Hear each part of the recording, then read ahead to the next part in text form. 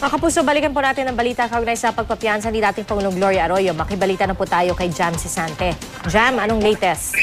Yes, Tia. Ngayon ay papunta na sa Camp Crame si Court Sheriff Rodelio Benviaje ng Pasay RTC Branch 112. So ngayon ay sinusundan namin siya papunta dito sa Camp Crame. Andito na kami sa may EDSA. At unang pupuntahan ng Court Sheriff ay ang Police Protection and Security Group kay Chief Superintendent William Barles. Doon mo i-check yung mga records ni dating Pangulong Gloria Macapagal Arroyo. At pagkatapos doon, dahil part daw yun ng SOP, at pagkatapos doon ay pupunta na sila doon sa may Veterans Memorial Medical Center. Ibigay naman doon yung release order doon sa director noon. At after nun, meron din mga ipaprocess na dokumento. Tapos pwede na nga makalabas kay dating Pangulong Arroyo after nun. Pia? Jam, inaasahan bang magtatagal pa yung pagbigay nito sa PSPO dyan sa Camp Crame? Meron lang daw mga ipaprocess. Hindi, siguro sandali lang daw yun kasi meron lang mga ipaprocess na record. Siguro na-retrieve yung mga records ni dating Pangulong Arroyo. Hindi naman na-expect na tatagal yun ng ilang oras. Siguro mga minuto lang itatagal noon bago sila makapunta doon sa BMMC. Yan? Alright. At Jam, so linawin lang natin, no, dadalhin sa PSPO at pagkatapos noon may kinatawan ang PSPO na sasama papunta ng VMMC para magbigay ng release order? Yes, sa pagkakaalam natin, meron sasama mula doon sa Police Protection and Security Group, sasama doon sa pagpunta doon sa BMMC. Actually, meron din mga kasama ngayon na mga attorney ni dating Pangulong Gloria Arroyo para ma-check din nila kung masaserve na itong release order dito sa dating Pangulo. Pia? So, Jam, mukhang sa loob lamang ng isang oras, posibleng ma-serve na itong release order na ito.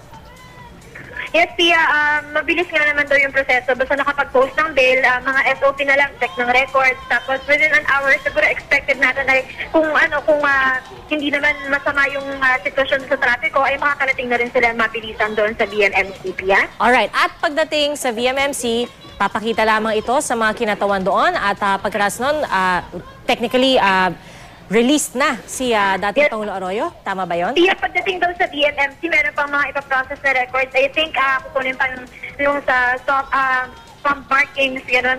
Tapos yung meron pang mga ipaprocess na records ni former President Arroyo. Pero hindi rin naman na-expect yun.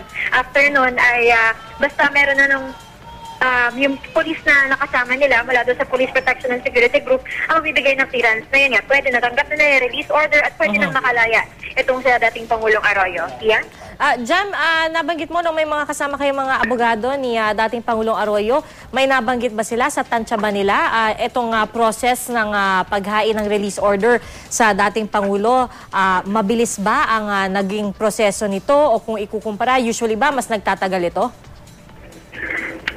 Kanina, understood naman nila na mabilis naman daw yung proseso kasi nga nag-post sila ng bail kayong mga bandang alas 10 ng umaga kaninang bago magtanghalian at pagkatapos nag-lunch break lang yung court, yung Pasay RTC Branch 112 at pagkatapos nun ay nilabas na yung release order. So wala naman tayong naririnig na komento doon sa mga abogado ni former President Arroyo na natagalan sila doon sa pag-process ng mga dokumento.